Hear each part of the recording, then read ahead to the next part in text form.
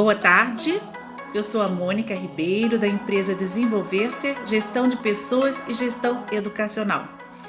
Estou aqui mais uma tarde de sábado, aliás, que sábado lindo esse aqui onde eu moro, em Resende, Rio de Janeiro, um céu azulado, o verde está tão verdinho, está uma tarde muito prazerosa.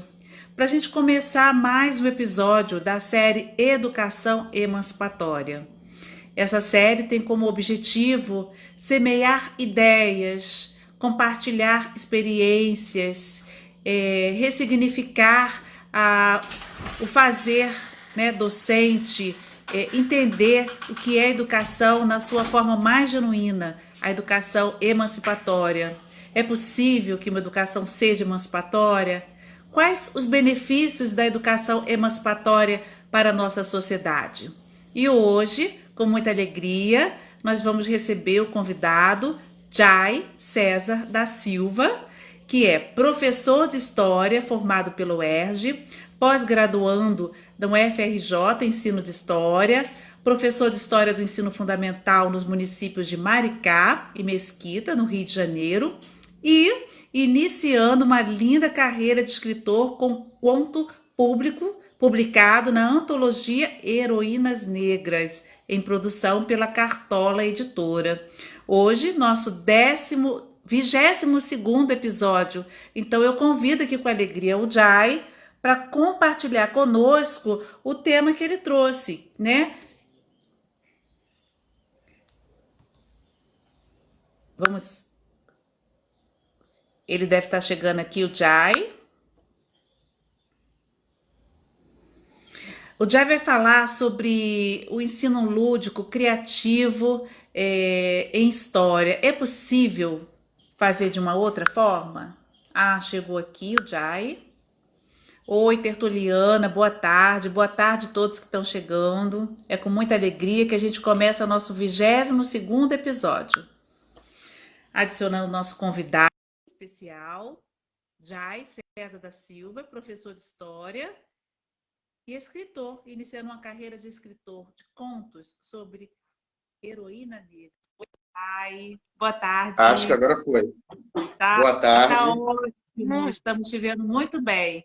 Jai, para começar, eu quero agradecer por você ter aceitado o convite de participar aqui da série Educação Emancipatória. Eu que agradeço o convite, tá? Sempre bom poder compartilhar tanto sobre a questão do ensino de história, que eu gosto muito, como também, né, sobre as minhas escritas, sobre os meus projetos. Bom, deixa você tocar. Ontem eu estava conversando com o Jai, a gente sempre faz uma prévia, e eu fiquei encantada com as histórias que ele começou a me contar, mas vai terminar hoje, com as experiências do Jai em sala de aula, lúdica, história, em município, escola pública, né? Na periferia do Rio de Janeiro, né? Periferia, Jai?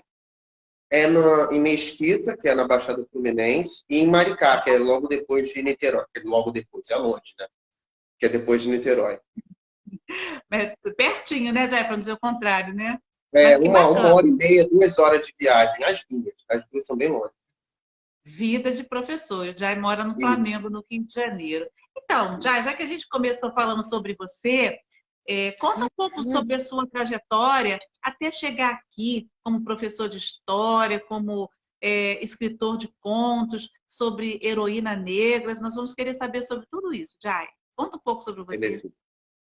Bom, primeiro eu não sabia, quando era mais novo, que ia ser professor, que queria ser professor de história. Eu acho que a minha trajetória começa lá bem mais novo, quando eu era meio viciado em fazer umas pesquisas muito aleatórias. Eu gostava de dinossauro, de criaturas pré-históricas. Acho que nessa maluquice toda de ver sobre evolução, eu cheguei no ser humano. E aí eu passei a me fascinar pelo ser humano. E é aí que mora a história. A história ela não é um estudo sobre o passado. Ela é um estudo sobre o ser humano. Tem um historiador, o Mark Bloch, que fala: o historiador é igual o ogro da lenda, onde ele sente cheiro de carne humana, ele ataca. Né? Aí eu peguei, eu era novinho, né? Minha mãe via, eu leio isso direto. Né? Eu até comprei um recentemente por conta da saudade. Eu peguei isso aqui, ó. É Atlas da História Ah, eu universal. tinha isso também, eu tinha esse livro. Uhum. Eu E aí ficava você indo de cabo a rabo. criança já viajava nesse Atlas aí, já. Ali para criança, para adolescente, vamos botar uns 10, 11, 12 anos, eu ficava Uhum. ali até 13, eu ficava ali mergulhado naquilo, né? E eu hoje em dia, por exemplo, eu olho aqui, eu ainda tenho coisa muito afetiva, mas eu já ouvi muitas críticas, né? Ele é muito eurocêntrico, né? Ignora a Sim. história americana, africana e tal. Mas foi um passo ali importante para me interessar por história. Uhum. Começou ali. E nisso, né, nesse gosto de ler, né, sobre as relações humanas, sobre a história, eu fui vendo que ia, o meu caminho era fazer faculdade de história, que eu gostava de história. Mas ainda não tinha essa coisa do professor, porque eu vou ter que dar aula se for entrar em história. Né? O que eu estou Uhum. fazendo da minha vida? Mas eu arrisquei mesmo assim. Eu gosto de história, eu gosto de falar sobre história. Você se inspirou Aí, em alguém? Se inspirou em algum adulto para gostar de história? olha, eu acho que não. Eu acho que Não? não. Sabe por quê? Eu só gostei, assim, na minha época, eu acho que de um professor de história que me fascinou enquanto professor de história, acho que foi só um. Eu não tive professores de história que me chamaram a atenção na época. Hoje em dia eu sei os Uhum. desafios de ser professor. Né? Eu entendo Sim. quando o professor está desanimado, Uhum. mas eu tive a chance também, né, de entrar numa universidade, porque ainda que a gente fosse pobre, né, na minha família, né, com a minha mãe tinha o meu avô que pagava aluguel, era aquele sufoco, né, minha mãe muito focada em me transformar em alguém que, através do estudo, conseguisse ascender de alguma maneira, né. Aproveitei as cotas também, entrei para o segundo no ensino médio por cotas e também na UERJ eu fui cotista. Né? Eu passei para 3 universidades, para a UERJ eu passei por cota e escolhi a UERJ mesmo. E combinou, Sim. Uhum. combinou. Até porque na UERJ, como tinha muito cotista, né, e já em um curso muito crítico, né, muito pensador, que é o curso de História, a minha criticidade que eu já vim desenvolvendo desde lá como eu lia muito, né, um pensamento crítico, um pensamento de resistência aos problemas humanos, que eu já vinha desenvolvendo desde o ensino médio, desde quando eu era adolescente, desde quando eu comecei com essas pesquisas malucas, né, com relação à Uhum. história, eu desenvolvi mais ainda. Né? Era um ambiente muito crítico, muitos cotistas também. É, Né? você teve o E privilégio de ter estudado no Pedro II, né? Que é uma escola que sim, ajuda muito o aluno a pensar, né? sim, sim. Eu entrei por cota no Pedro II, do ensino fundamental da escola municipal. Interessante O, você citar aqui essa questão da cota, né? Que é uma questão tão polêmica, mas que é tão óbvio como que, no seu caso, e como de muitos casos, favoreceu, possibilitou, né, Jai? isso fez a diferença. E aí, enfim, nisso também, até por vir, né, dessa situação, né, de desigualdade que a gente tem no Brasil, aproveitar as cotas, eu fui desenvolvendo também esse espírito crítico, junto com o meu gosto por história. Né? Na faculdade de História, apesar da UERJ ser uma faculdade de formação de professor muito, muito famosa em relação a isso, Sim. Uhum. tinha na cultura ali do nono andar, que é o andar de História, uma coisa muito de deixar de lado. Parecia que a gente estava em outro mundo, que a gente não ia ser professor depois. Olha, Parecia que a gente ali estava para ser pesquisador. Olha que eu acho que isso é pior em outras universidades.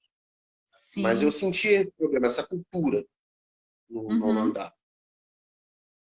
E isso me afetou também. Eu também estava muito muito mais voltado para o acadêmico, não pensava direito, né, como seria a minha realidade enquanto professor. Não gostava das matérias do 12, que são as matérias de licenciatura. Mas lá para o final da faculdade tem as matérias de ensino de história, que são as matérias de licenciatura no nono andar. Né? E ali eu comecei a me reencontrar. Esse tempo que eu estava meio perdido, eu não sei se estou falando demais, sempre para qualquer coisa você me dá um toque. Não, Tá? não, bacana, estou gostando da história. Esse tempo que eu estava meio perdido ali, né? Porque eu não conseguia me encontrar academicamente, eu não conseguia, né? Não vi que eu ia seguir esse mundo acadêmico, pelo menos não inicialmente. Né? Sim. E não se falava direito o que vai ser quando você for professor. Interessante. No final da faculdade, eu comecei a acordar um pouquinho para isso, tanto com amadurecimento como com essas matérias voltadas para ensino de história, né, que aí eram matérias de licenciatura. Né? E aí houve todo aquele choque de realidade. Você vê que tem que ser professor, e você vê que tem que se formar, arrumar um emprego, mas acabou que eu encontrei, talvez aquela coisa de aprender história, que eu enchi o saco dos outros falando de história, tá? Eu enchi o saco das outras pessoas. Eu ficava falando com... Os meus filhos provavelmente vão saber, né? Você então vai saber. Né? Eu enchi o saco, estava falando sobre história, sobre um monte de coisa nada a ver com o que as pessoas estão acostumadas a ver um adolescente, uma criança falar. Talvez isso tenha batido, essa minha coisa infantil lá, né, de ver história, falar de história, bateu com a profissão de professor, com uma empolgação de você falar sobre um assunto, debater sobre um assunto. E eu fui me identificando no final da universidade com as matérias de ensino de história e também, né, vou falar mais tarde, com o estágio no CAP, que é o CAP-UERJ, que é o Colégio de Aplicação da UERJ. Ele é feito, além de ser uma escola de excelência, né, uma escola muito boa, ele é feito também para os alunos da UERJ de licenciatura experimentarem lá no estágio que é da aula. Sim. Isso funcionou para mim. Isso funcionou para mim. Fez Aí a eu também diferença fiz no para final você. Fez. Eu também fiz no final da faculdade, eu peguei uma bolsa PIBID. Eu acho que nem existe mais. Não sei nem se existe bolsa PIBID. Até uns 3 Que anos não foi atrás renovado. existia. Até uns 3, Eu 4 peguei anos uma atrás bolsa existia. PIBID. Que Eu bom. fiz em 2015 até Que é 2016, que foi quando eu... Mentira, Mas aí 2014, você já 2015. estava na graduação, né? Já estava na graduação. Finalzinho da graduação. Finalzinho da graduação. Uhum. Aí eu peguei a bolsa PIBID, que com a professora Karina Martins, lá da UERJ, que Explica para coordenava. as pessoas que estão te ouvindo e para as que vão te ouvir o que é essa bolsa. Por favor, Chay, Vou rapidinho. explicar.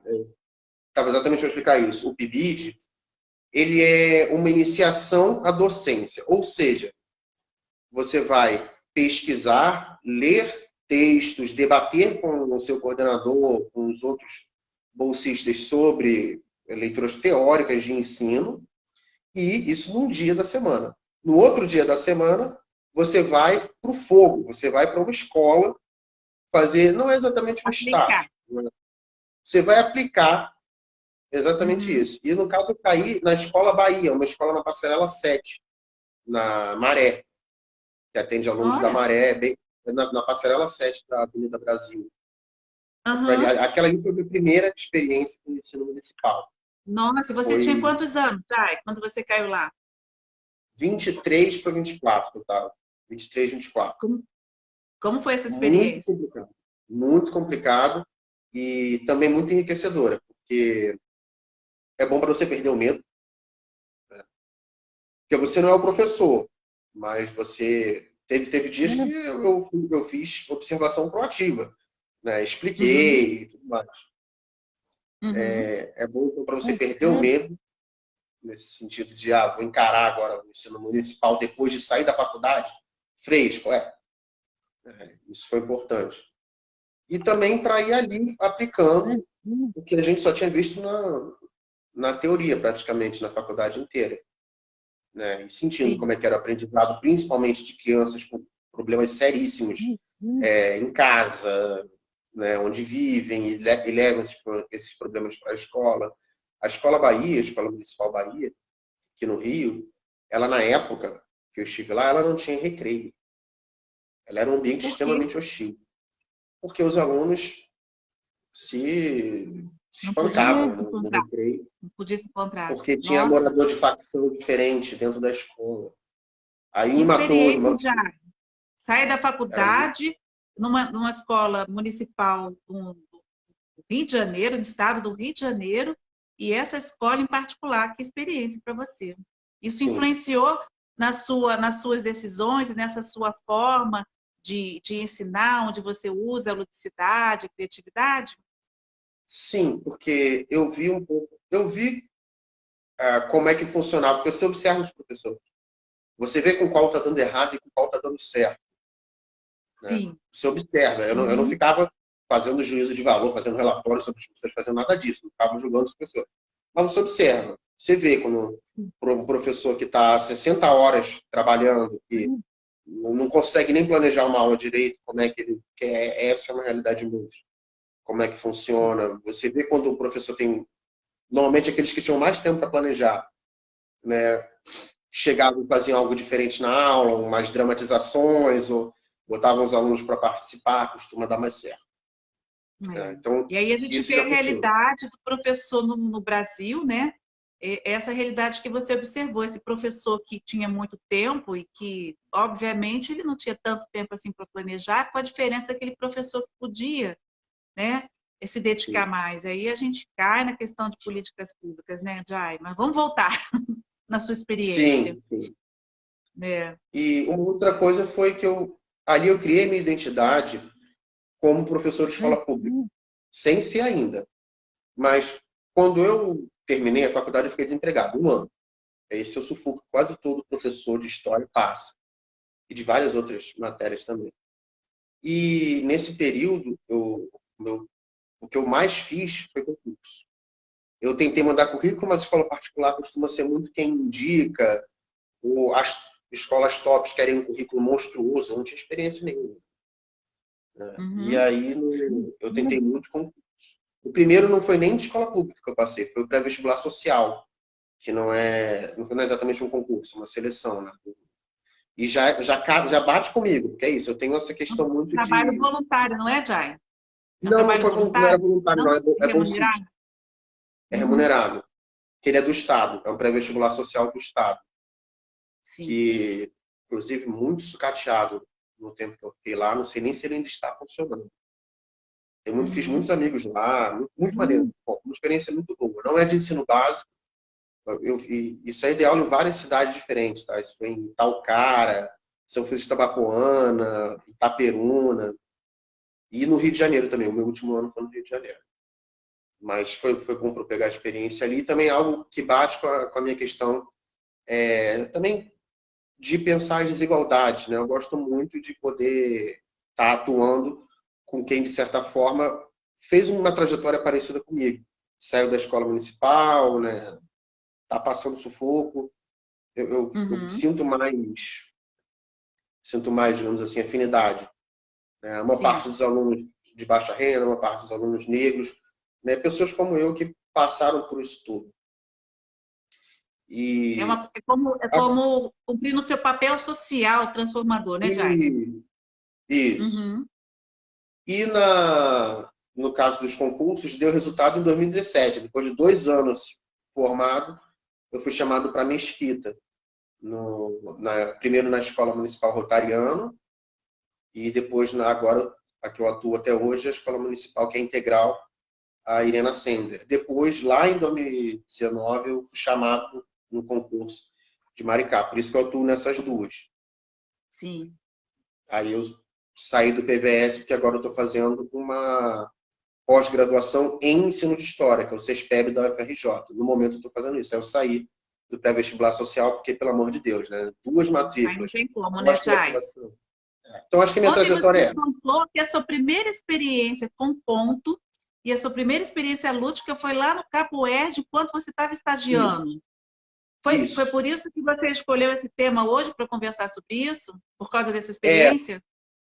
não só essa experiência, como várias outras, mas essa eu me lembrei na hora. Porque hoje em dia eu estou tentando emplacar a minha escrita, né? E uma das minhas primeiras experiências com escrever, com romancear, né, uma coisa histórica, foi produzindo um conto lá para o estágio do CAP 2 em 2013, final de 2013, para uma turma de oitavo ano. E o tema da aula era abolicionismo. E o tema da aula perfeito, outro tema que eu adoro, né, que é Uhum. resistência à escravidão. Eu sempre gosto desses temas de resistência, principalmente do povo negro, né, no Sim. Brasil. E eu tinha lido há pouco tempo na faculdade um texto da Maria Helena Machado sobre a abolição, professora de história, ela pegou e analisou um caso de resistência bem documentado, né? Tá bem documentado esse caso lá no final do século XIX, na época que a abolição estava muito forte, de um grupo de escravos que não quis não quis abaixar a cabeça, né? Isso numa cidade de São Paulo, que o feitor, né, o cara que iria, era também um escravo, né? O escravizado iria castigar, e se recusou a castigar, o senhor pegou ele para bater, os outros escravos falaram, não, o cara se recusou a bater na gente, você não vai bater nele. E aí os escravos bateram no senhor, né? Os escravizados se rebelaram. É uma história muito maneira que eu escrevi um conto para os meus alunos para a minha segunda aula no CAP 2. Foram 2 aulas Aí você, da minha aí primeira você experiência. chega numa turma do 8º ano, né, para falar sobre abolicionismo, né, podia ter pego o livro didático e simplesmente ter reproduzido o conteúdo do livro didático, o que muitas das vezes não está articulado com a realidade desses meninos e que muitas das vezes eles não se interessam. Aí chega você, um estagiário, e traz um conto para esses alunos. Aí eu fico super curiosa como que foi isso, Jai? Como que foi essa Pois aula? é. A primeira aula foi, eu dei uma aula expositiva. Eu acho que eu mal usei o livro. Eu preparei, mas eu nem cheguei a usar o livro. Eu gosto até de pegar, dar uma lida no livro, mas eu mal usei esse. A minha primeira aula foi mais expositiva mesmo, com Eu não explicação. estou invalidando, eu não estou invalidando os Sim, livros sim, didáticos, não, pelo amor de Deus. Mas o sim, livro didático ele é um apoio, ele não é tudo, né? Ele não se sim. basta. Aí eu peguei e dei uma lida para ver o que eles estavam vendo, né, no livro didático. O professor era o professor Guilherme Babo. Hoje em dia eu não sei se ele ainda está no CAP, mas ele me ajudou muito, me ajudou muito, me ajudou muito. Falou, prepara a sua aula, né, me mostra o seu planejamento, né? Eu preparei, mostrei para ele gostou. Enfim. Ele me ajudou muito. O Guilherme Babo me ajudou muito. E ele era professor também na faculdade. E a primeira aula eu já consegui. Os meus primeiros 5 minutos eu estava tremendo, tá? Mas eu botar a mão no giz, eu estava tremendo. Era a minha primeira aula na vida. Sim, Mas os alunos do CAP, eu acho que eles estão acostumados com isso. Então, acho sim. que os alunos do CAP também me ajudaram. Eu lembro do nome de alguns. Pedro, Patitucci, tinha um outro Pedro ainda, tinham 2 Pedros, Nossa, Furtado, eu rolou me um lembro. vínculo, então. Já rolou um vínculo Sim, naquela aula. Bacana. sim. Então, eu senti. Aí eu Importantíssimo. procurei ser bem brincalhão, né? Não, aí que eu já percebo como o lúdico faz. Por mais que eu não faça piadas boas, pelo menos você tentar brincar, né? Você ser aquela pessoa mais descontraída, menos caxias, ainda que às vezes Sim, o momento exija. sim. Uhum. Na segunda aula, eu já tinha planejado, né? Eu resolvi, bom, o que eu debati com eles na aula passada, eu vou agora trazer de uma forma mais prazerosa, que era a gente ler uma historinha que eu criei, um conto sobre uma resistência de escravos. Funciona muito, porque eu ia lendo junto com eles, né? Eu li, eles vinham, a gente debatia, né? Por que eles fizeram isso? Por exemplo, teve uma situação nesse conto que eu escrevi, né, que é real, que os escravos se entregaram para a polícia. Levaram a situação até a polícia. Aí eles falaram, por que eles preferiram ir para a polícia? Né? Até que algum aluno perguntou, eles tinham mais medo ainda do senhor lá, né? Exatamente. Né? Porque existia uma lei na época que te impedia de matar um escravo deliberadamente. Mas se fizesse todo o resto, te impedia de matar um escravo deliberadamente. Então eles tentaram se apoiar nessa lei. Né? Ao final da história, a gente sabe que alguns escravos até morreram depois, porque o senhor depois se vingou. Uhum. Mas funcionou. Funcionou. Um escrito meu, algo E aí eles tiveram completamente. mais medo do senhor deles do que da própria polícia. Foram lá e se entregaram. Isso, isso, isso. Acabou que a polícia devolveu os escravos pro cara e o cara se vingou depois. Sim, Mas sim. aí a gente debateu isso em sala. Né? Um aluno brincou. Na hora que eu falei que eles bateram no senhor, que eles chicotearam o senhor. Eles não mataram o senhor, mas eles chicotearam o senhor. Né? Aí eu brinquei, né? Eu falei, gente, o que significa isso naquela época? Né? O aluno falou, pô, Uhum. isso aí é o poste mijando no cachorro. Eu lembro do aluno falando isso. né? Então eles participaram, brincaram, se engajaram. Foi muito legal. Porque talvez mesmo você sem essa noção, mas foi muito empiricamente, né, pela sua observação, você trabalhou ali o que tem de muito importante para fazer sentido, né, o aprendizado, que é usar a imaginação e a criatividade, que todo adolescente, toda criança tem sobrando, né? Na verdade, é a sociedade que castra isso, né? Freud fala que é Sim, castração, né? E aí, nada sim. como você ir por esse viés para construir esse conhecimento, né, Jai? Eu acho que essa foi a sua descoberta logo de começo, né, de carreira. Foi. E o pior, é que eu ainda não consegui, talvez porque eu investi em outros, mas eu ainda não consegui fazer um conto de novo. Isso é algo que eu pensei, inclusive, lembrando, que eu perdi esse conto, inclusive. Eu não tenho mais esse conto, ele se perdeu em um PC antigo. Mas Uhum, isso é algo que eu posso revisitar e posso fazer de novo. uhum, Talvez pedir para eles fazerem um mini conto, algo menor, nem que seja de 5, coisa que eu já fiz, inclusive. Já pedi para eles uhum. tentarem contar uma história, alunos meus, e costuma funcionar. Por mais que hajam dificuldades de leitura, de escrita, quando você tenta fazer algo um pouquinho mais criativo deles fazerem, isso aí não foi criativo. Essa experiência do CAP, ela foi lúdica, mas ela ainda não foi criativa. Quando você bota para eles criarem, costuma funcionar ainda melhor. Sim. Uhum. Aí eu posso falar de uma outra experiência também, que eu tenho outras Com experiências com isso. certeza. Não, então, é isso que eu ia Tem te uma, perguntar. E você tem uma outra experiência na qual eles criaram e você percebeu que o resultado ainda foi melhor ainda? sim, é, foi, eu trouxe aqui que eu tenho, eu não sei nem se vai dar para mostrar, se vai dar para ficar inteligível aí na câmera, tá? Vamos procurar um mais visível aqui. Eu produzi com eles um jogo de cartas.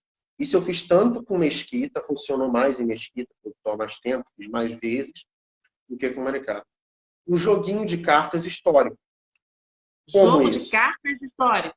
Vocês Um jogo construíram de junto. cartas histórico. Construímos junto, Bacana, construímos junto. Eu bacana. idealizei, mas Uhum. eles têm a parte da mão na massa, é mais deles, e também, olha aqui, vamos lá, vamos ver se aparece aí. Vamos ver, vamos ver, vamos ver. Isso aqui é um legionário romano. Sim, eles desenhavam. Eles Que desenharam, ó. bacana.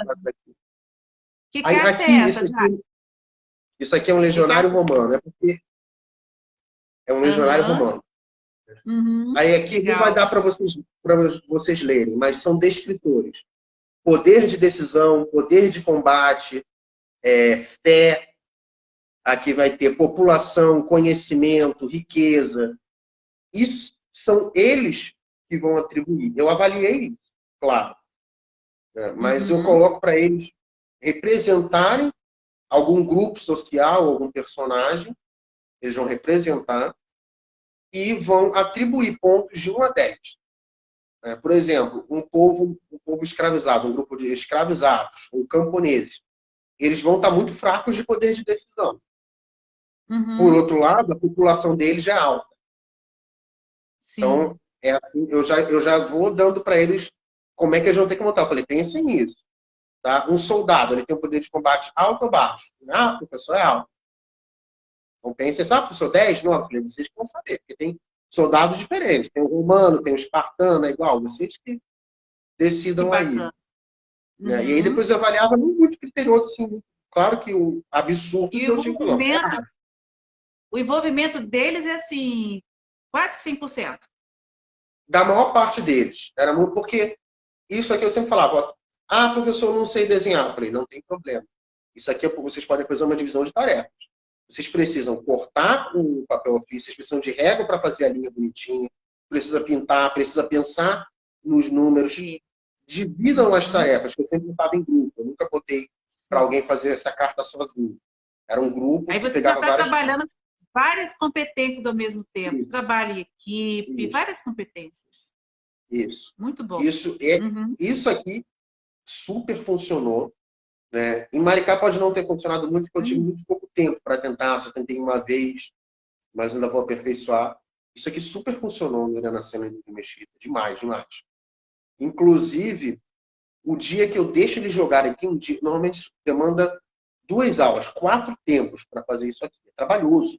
Isso aqui é trabalhoso. Sim, Tá? sim, Para você que está lá mediando aquilo ali e orientando, sim. que vai para um lado, vai para o outro, aluno pergunta, falta régua, falta tesoura, uma loucura, isso vai para um lado, vai para o outro. Demanda muita energia por parte do professor. Já trabalhei muito assim com aluno de ensino médio, em aula de filosofia, de se o Sim, diretor chegasse na sala de aula e achar que era um verdadeiro caos, mas sim, eles estavam sim, produzindo sim. sentados no chão, em grupos, exatamente assim.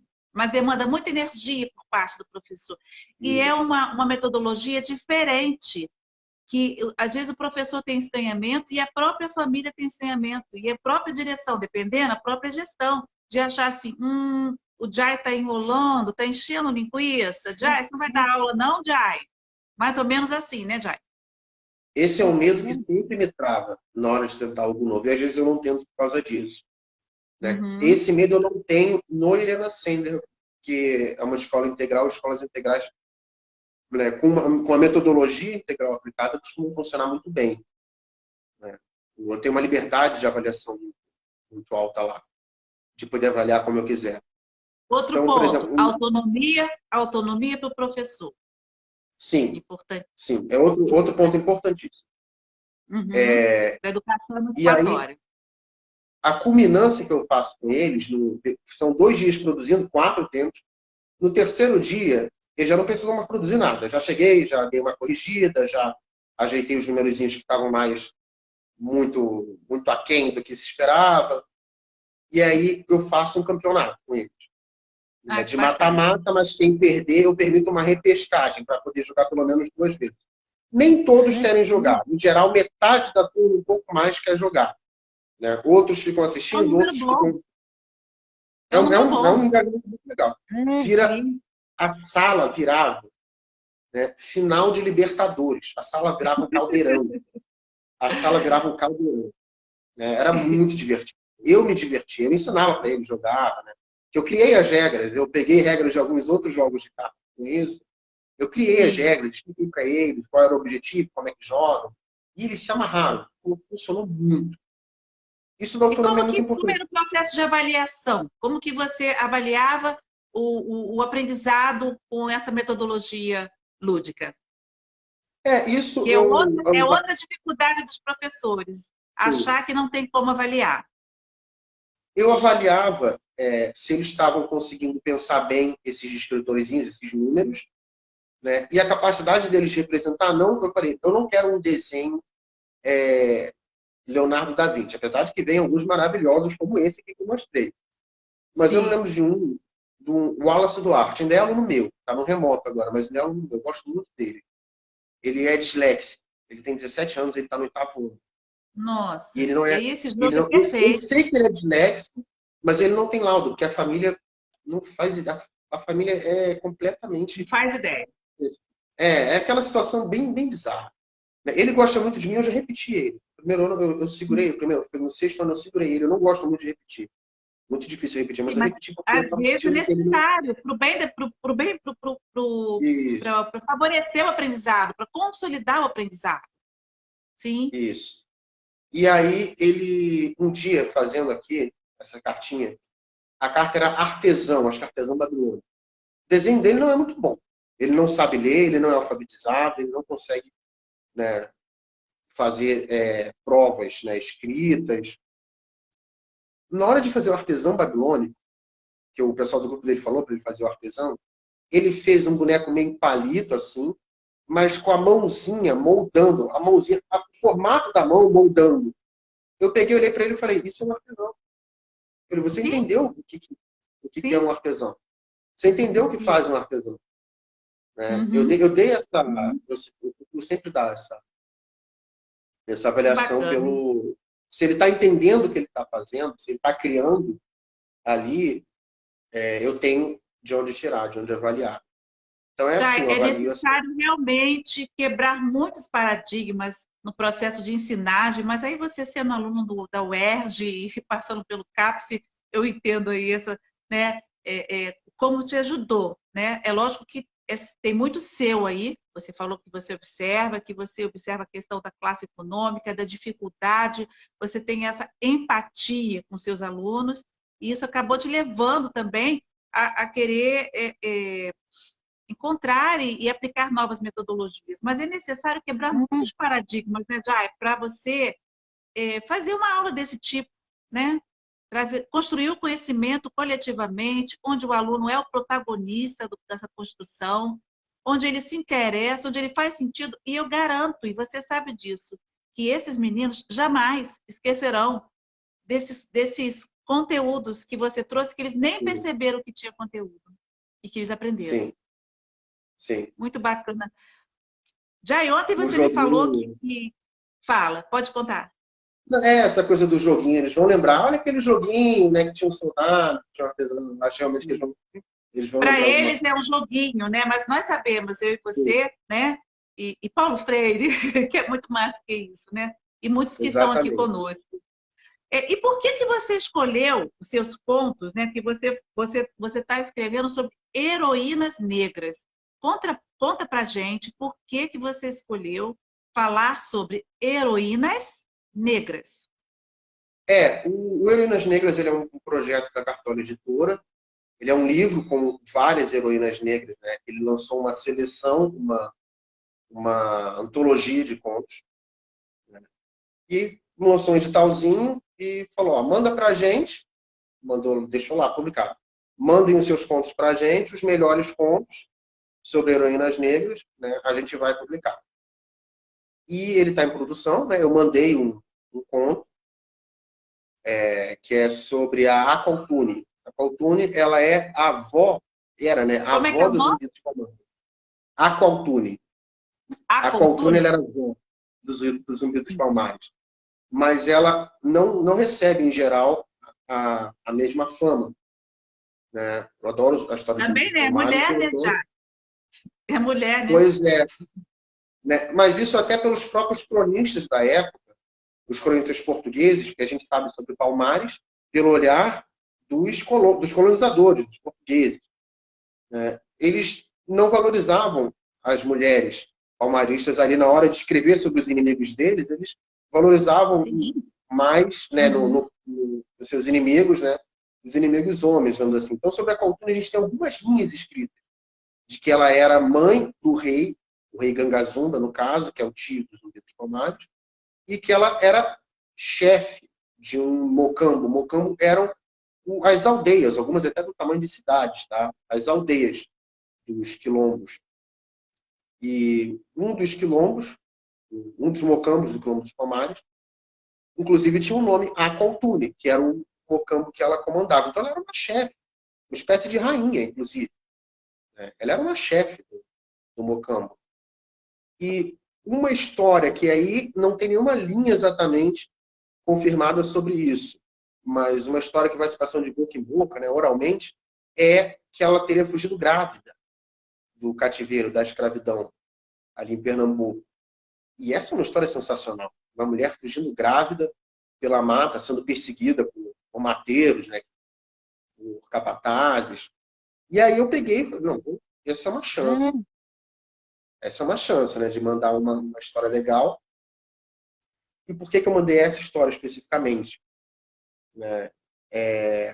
Eu já tenho isso aí, estamos, vamos dizer que em pré-produção, um livro, né, que ainda está Sim. sendo analisado por editoras, nada confirmado ainda que vai ser publicado, mas tem um livro inteiro sobre Palmares, sobre um cara que vem da África, fictício, um cara que vem da África e que vai até Palmares.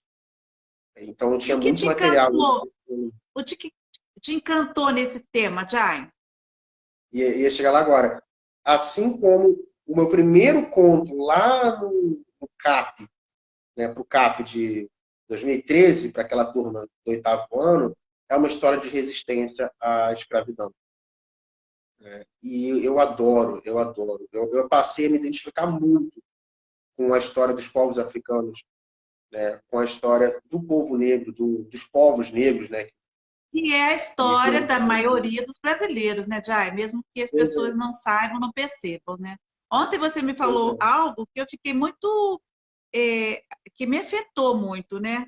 Sobre você ter muitos alunos negros. Não foi isso que você falou para mim? E por isso Isso. você queria trazer uma outra perspectiva para Isso. esses alunos sobre as histórias dos negros, e não só aquelas histórias que os negros apanhavam e fugiam, né? Mas que eles também, alguns, né, E, conseguiram resistir e passaram a ser heróis. Então, empoderar. exatamente.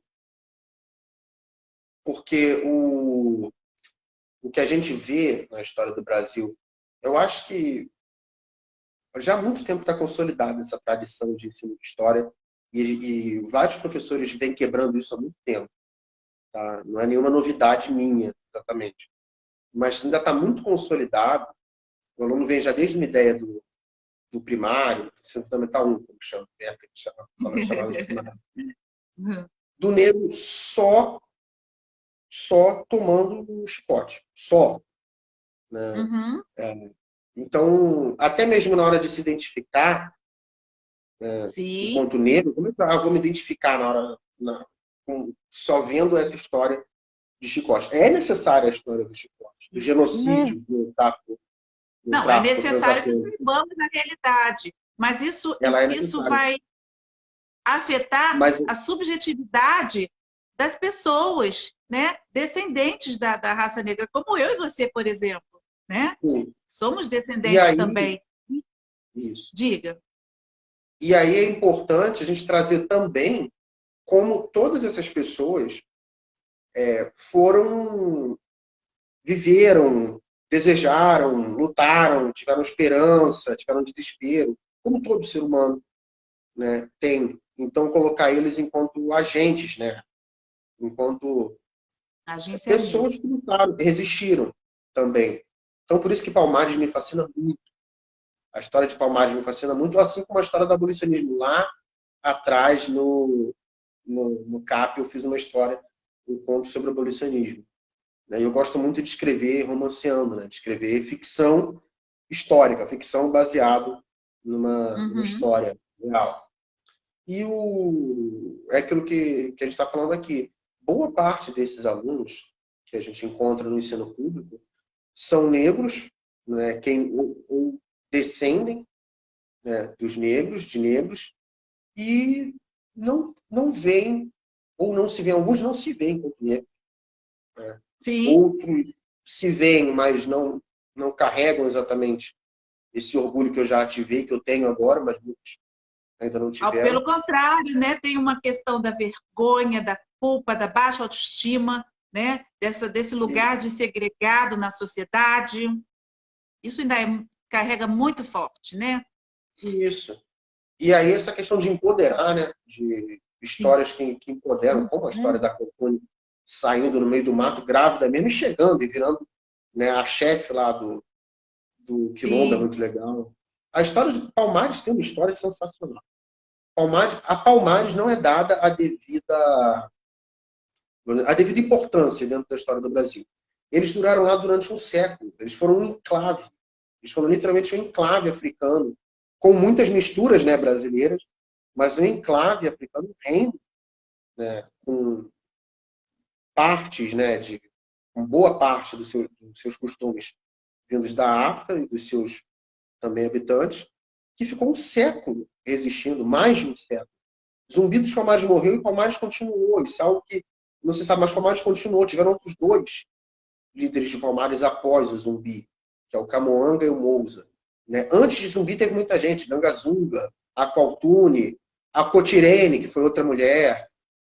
Né? Uhum. E não é dada a devida importância. Né? Sim. Não só para Palmares, como para vários outros casos. A Balaiada, Mas por não é exemplo. dada. Quando você fala não é dada devida importância, porque faz parte do projeto, né, Jai? Sim, Projeto, né?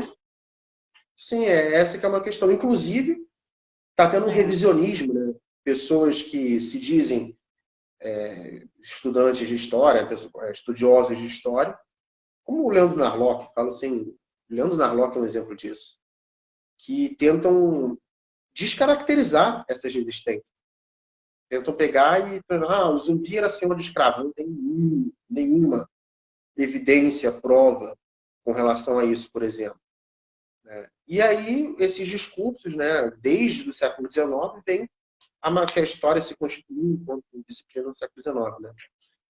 Enquanto a realidade está amassando os povos indígenas e os povos africanos aqui no Brasil e seus descendentes, né, tem também um projeto hegemônico, né, de contar essa história, amassando também eles na história. O indígena vai ser tratado como uma figura romântica, né, no caso do século XIX. O negro, então, não vai nem ser, mal vai ser mencionado, não vão mencionar as resistências. É como Então, realmente negar as diferenças, né? É uma época muito triste, né? Onde a diversidade devia ser acolhida com tanta riqueza, né? Porque a diversidade é riqueza, e que bom que somos diferentes, né? E que bom que somos frutos de várias culturas.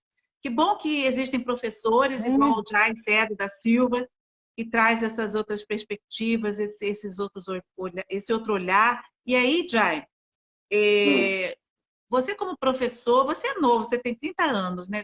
Gente, para quem não sabe, o Jai é meu sobrinho emprestado, viu? Ele é sobrinho do meu marido. sobrinho, Então, sobrinho. meu sobrinho, eu vi o Jai crescer e eu fico muito orgulhosa de saber que tem mais um educador na família fazendo esse trabalho que faz a diferença. Eu fico muito feliz, de verdade, Jai. O que que te move, né? Enquanto professor, passando por esses momentos tão difíceis que nós estamos passando, socialmente, não só por causa da pandemia, isso é anterior à pandemia, a pandemia veio só evidenciar as dificuldades que a educação já estava passando, né? Só veio evidenciar. Então, enquanto professor novo, 30 anos, o que que move você, né, a fazer 4 aulas com cartas ali? O que você diria para os outros professores que estão começando, que estão nos assistindo? Nós temos alguns professores nos assistindo, alguns aposentados, até a Maria Gillan colocou aqui, que saudade da sala de aula. O que move você, Jai, a ser professor de escola pública, de crianças menos favorecidas e fazer esse trabalho diferenciado? Ter essa disponibilidade de trazer a ludicidade criativa para a sala de aula e ajudar. O que que te move? Compartilha com a gente. Que sentimento é isso? Sobre o que me move, né? Bom, primeiro aquela coisa que eu tenho já de ser a criança que gosta de falar sobre os assuntos malucos de história, né? Então eu tenho isso, eu acho que eu tenho isso até hoje. Então eu costumo, né, Que quando bom! salvo em Não deixa determinadas essa situações, criança tá morrer, não, tá? empolgado. Não deixa essa Oi? criança interior morrer. Não Sim, deixa a sua criança interior morrer, porque senão a gente sim, se torna um adulto muito chato. sim.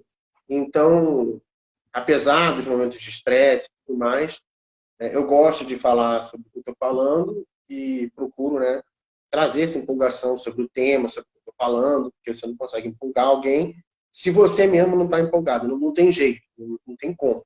Isso é impossível. Então, essa é uma. Então, essa é a minha própria empolgação com história.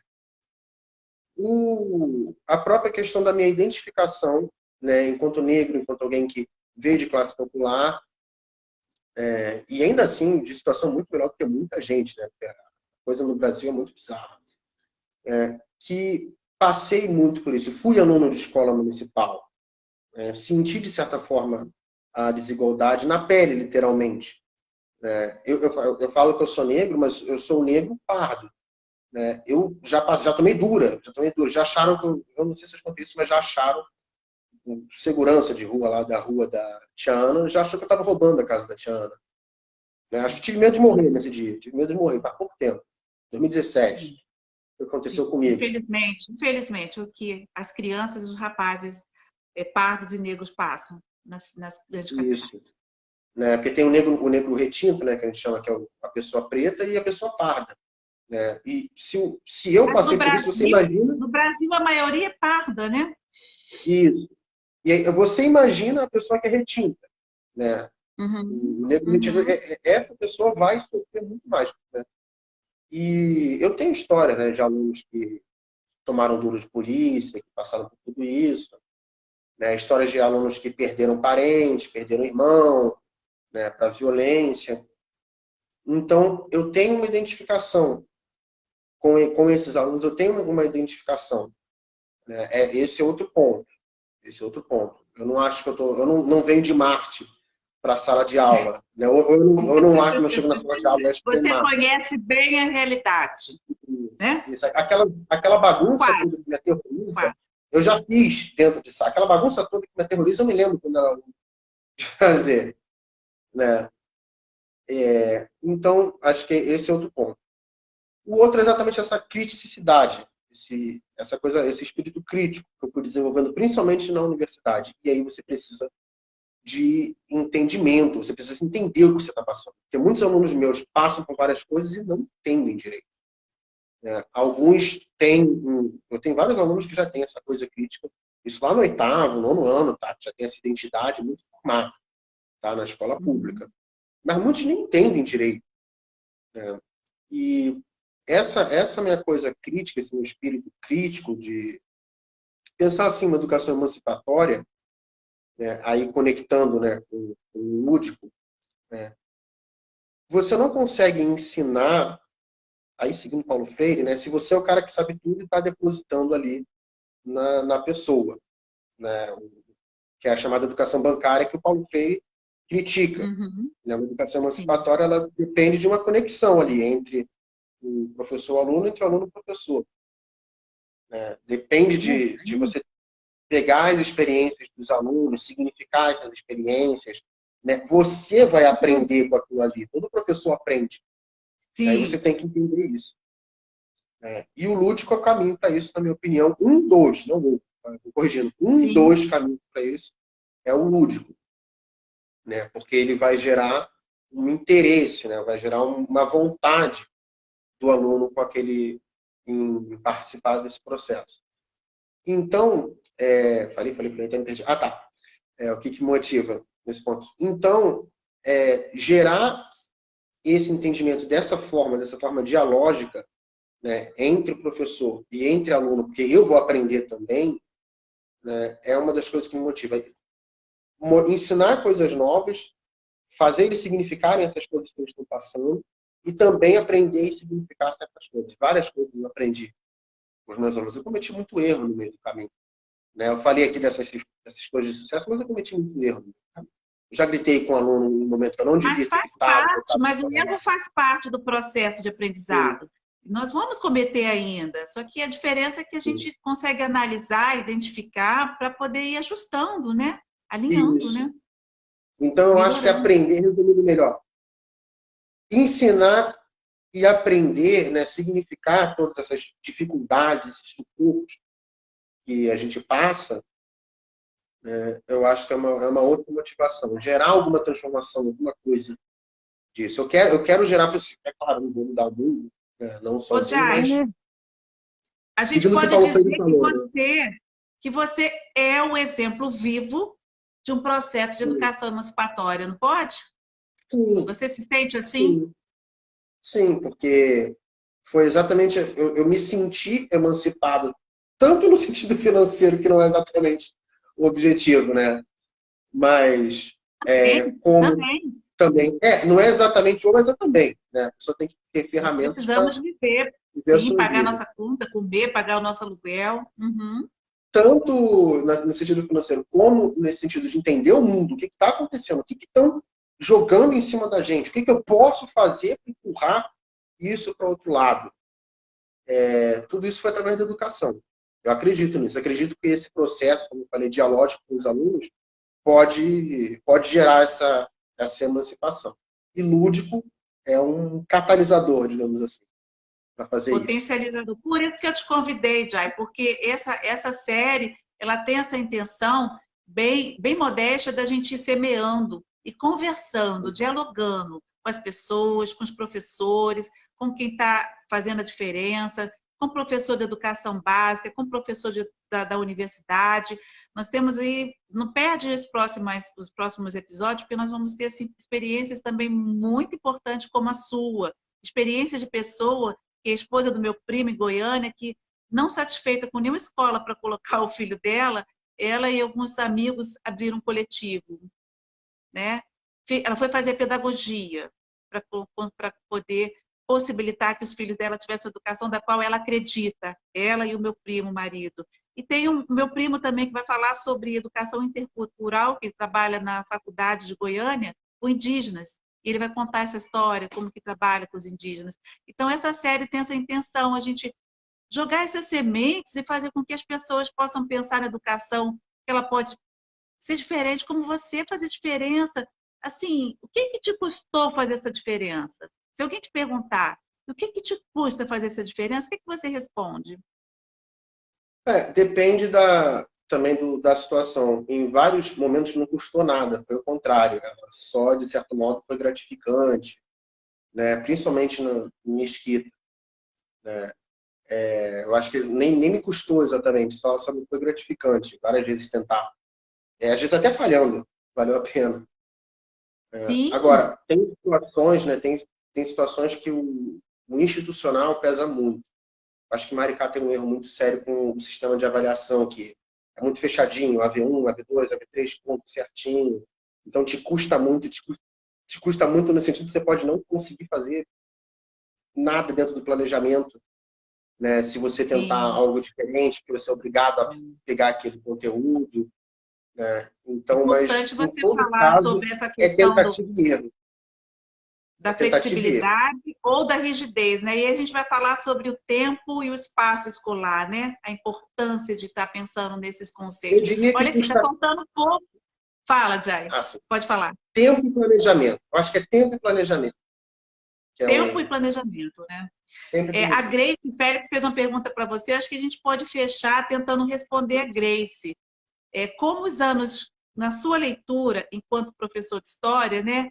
Como os anos de 2018, 2019, 2020, 2021 serão retratados? Como é que você acha que futuramente vão, né, conhecer e estudar a história? É fundamental para compreendermos a sociedade. Como que você acha que o que nós estamos passando vai ser retratado futuramente? É uma pergunta da Grace, é mais um Olha, desabafo do que uma pergunta.